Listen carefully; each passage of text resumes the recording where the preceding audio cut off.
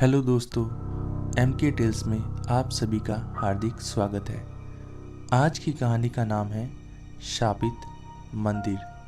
तो आइए चलते हैं कहानी की ओर। यह कहानी 23 साल के अमन के साथ हुई एक सच्ची घटना पर आधारित है।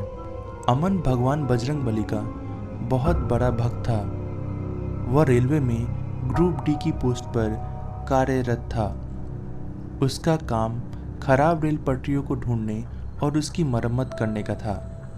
काफ़ी बिजी रहने के बाद भी अमन हर साल महावीर जयंती पर अपने घर रामपुर जरूर जाता था। इस बार बड़ा मज़ा आने वाला है महावीर जयंती में। बाबा की पूजा बड़े धूमधाम से होगी और मेरे सारे दोस्त भी आने वाले हैं, तो मज़ा और भी दुगना हो गया है। इस साल भी अमन महावीर जयंती से 3 दिन पहले अपने घर लौटने को तैयार था, पर इस बार अमन की किस्मत को शायद कुछ और मंजूर था। एक दिन की बात है, अमन को उसके ऑफिसर का कॉल आता है। अमन, तुम्हारी छुट्टी कैंसिल कर दी गई है क्योंकि रेलवे ट्रैक्स को चेंज करने का नया काम मिला है। इसीलिए जिन्होंने भी छुट्टी की अर्जी दी थी उनकी छुट्टियां रोक दी गई है। तुम कल सुबह 8 बजे ऑफिस में रिपोर्ट करो। ये बोलकर ऑफिसर ने फ़ोन रख दिया। अमन यह सुनकर बहुत ही ज़्यादा मायूस हो गया। ऐसे कैसे छुट्टी कैंसिल कर दी? काम काम काम, बस यही करते रहो। कितनी खुशी हो रही थी मुझे, घर परिवार और दोस्तों के साथ पूजा पाठ करता, पर छः। अमन ने अपना मन मारकर उस सिचुएशन से समझौता कर लिया। महावीर जयंती के दिन अमन पटरियों पर काम कर रहा था। काम इतना अधिक था कि उसे करते करते रात के 9:30 बज गए।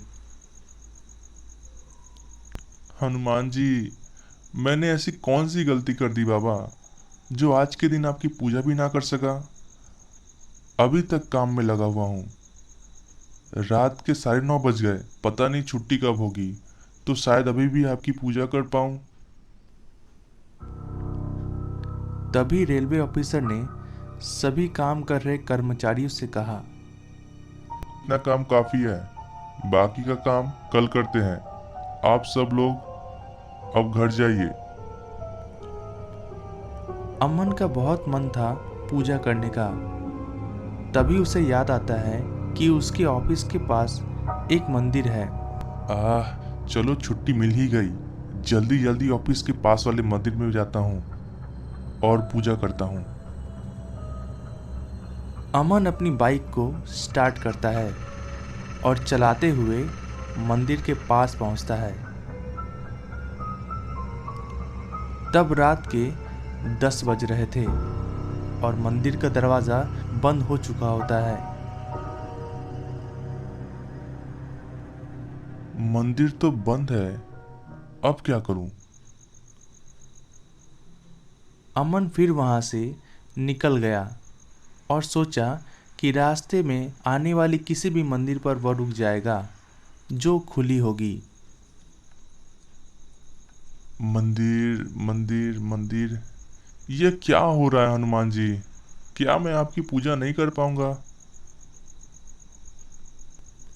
अमन सुनसान रास्ते पर चला जा रहा था।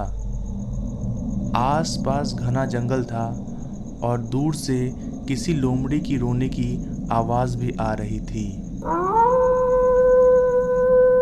तभी अमन को एक आइडिया आता है। फोन पर चेक करता हूँ, शायद आसपास कोई मंदिर मिल जाए। उसे एक पास के मंदिर की लोकेशन मिल गई। अमन मैप को फॉलो करता हुआ उस मंदिर की तरफ बढ़ने लगा।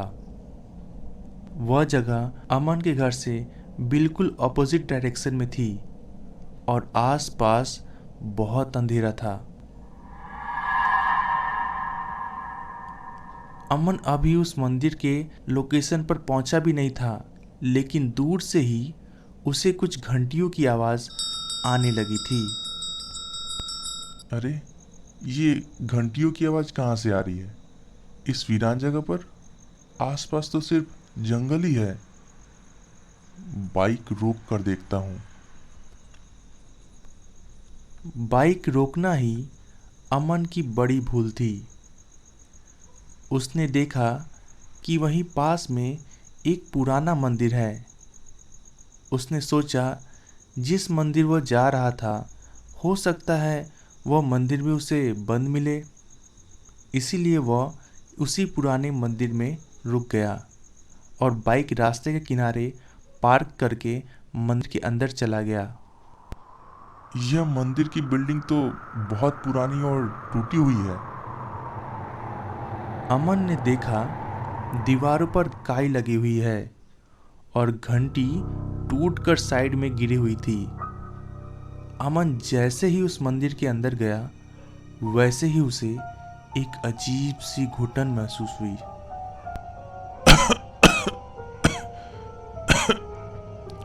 यहाँ यहाँ मुझे घुटन सी महसूस क्यों हो रही है? वो और अंदर गया तो उसने देखा कि उस मंदिर में जिस भी भगवान की मूर्ति थी उन सभी मूर्तियों की आंखें नहीं थी और हाथ कटे हुए थे।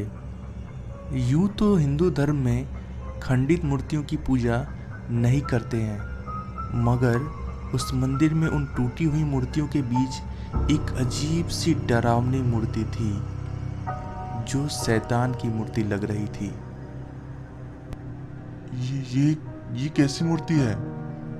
इसके नाखून और नोकीले दांत हैं और कंकाल की माला है।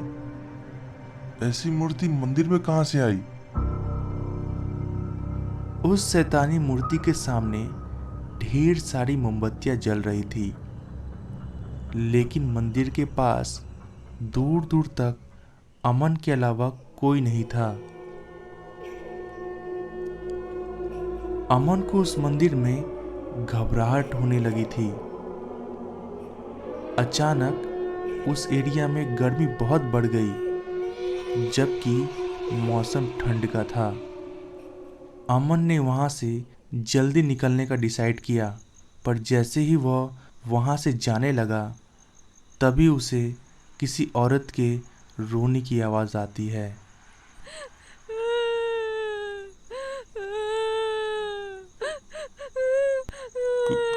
कौन है वहाँ? कौन है? तुम रो क्यों रही हो? अमन वह आवाज़ सुनकर सहम सा गया। वह आवाज़ मंदिर के एक कमरे से आ रही थी। अमन उस आवाज़ के पीछे कमरे के अंदर जाने लगा। जैसे जैसे वह कमरे के नज़दीक पहुंचता गया, रोने की आवाज़ तेज होती गई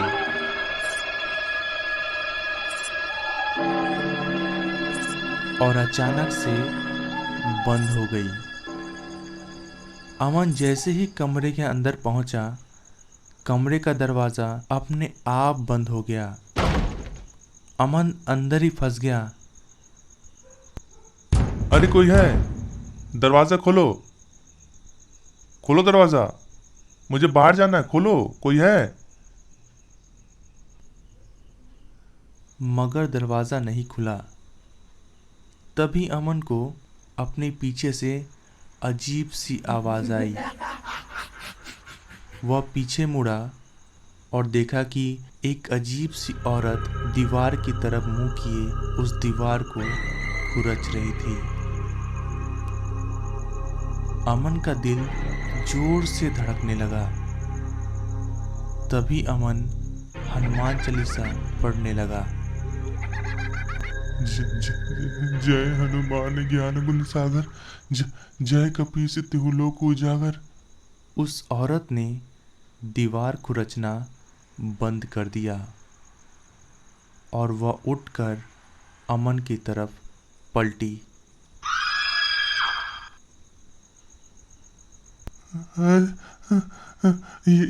ये क्या? इस औरत की तो आंखें नहीं है। बचाओ, बचाओ, बचाओ कोई। वो औरत अमन के नज़दीक आने लगी। उस औरत के बाल बिखरे हुए थे और कपड़े धूल मिट्टी से सने हुए, मानो जैसे वर्षों से नहाई ना हो। वो औरत अमन को देखकर फिर से रोने लगी।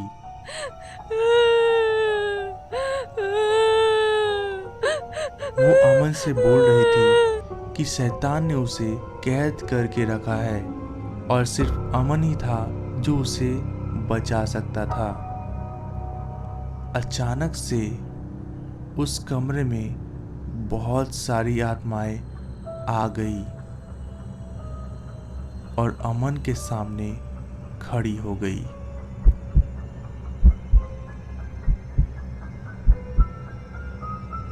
उन सभी आत्माओं की आंखें और हाथ नहीं थे। हनुमान जी बचाइए मुझे। जय हनुमान ज्ञान गुण सागर, जय कपीस तिहु लोक उजागर। अमन हनुमान चालीसा का पाठ करने लगा।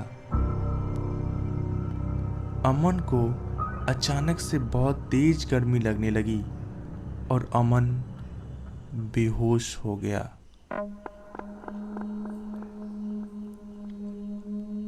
जब अमन की आंखें खुली तो वह अपनी बाइक के पास गिरा हुआ था। उसकी बाइक वही शैतानी मंदिर के पास पार्क थी।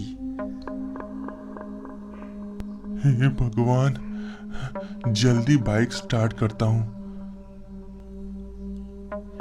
अमन वहां से भागकर किसी तरह अपने घर पहुंचा। अगली सुबह अमन ने अपने पड़ोसी से उस मंदिर के बारे में पूछा। फिर उसने जो सुना उसके होश उड़ गए। उसे पता चला कि जिस मंदिर में वह घुस गया था वह एक शैतानी मंदिर थी, जहां सालों पहले लोग शैतान की पूजा करते थे और उसके बदले में लोगों की इच्छाएं शैतान पूरी करता था। पर इच्छाओं के बदले शैतान को किसी इंसान की आंखों या हाथ की बलि देनी पड़ती थी। अमन को समझ में आ गया था कि क्यों उन आत्माओं की आंखें और हाथ नहीं थे। उन सभी लोगों को शिकार बनाया गया था बलि चढ़ाने के लिए। अमन आज भी उस बात को समझ नहीं पाया कि आखिर वो अपनी बाइक के पास कैसे पहुंचा। पर उसका यह मानना है कि हो ना हो हनुमान जी ने उसकी जान बचाई है।